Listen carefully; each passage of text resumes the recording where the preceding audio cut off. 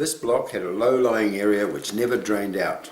It was useless for cropping, held water in winter and spring, and dried out in summer.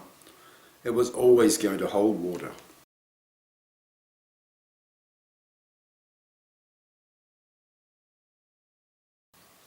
We take sites like this one, problem waste areas for farming and growing weeds, and we design them to create valuable natural places.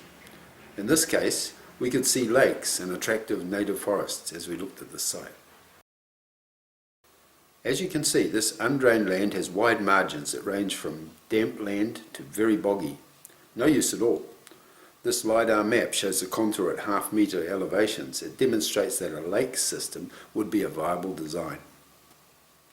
By developing a lake system, we could significantly reduce these wet margins and leave a narrow band for planting between the open water and arable land.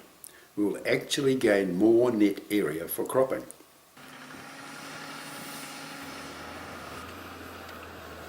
We scraped off 800 millimetres of earth to get the lake depth.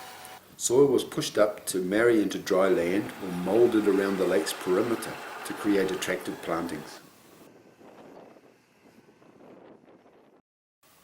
The final shape was of two lakes with areas for planting and tracks on their banks.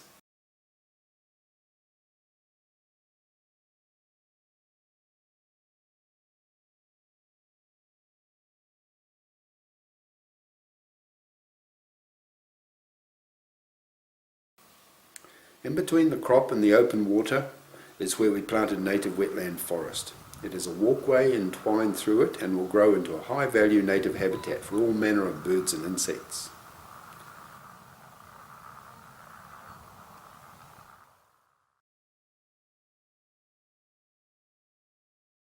After 18 months from design, we have the lakes surrounded by native plantings, a designated track, and the cropping comes right up to the fringe of the plantings.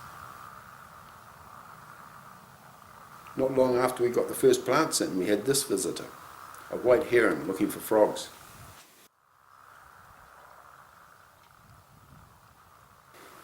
This parcel of land now is a lovely natural asset. It has had a significant net increase in value, has become a desirable house site, and has not lost any productivity at all.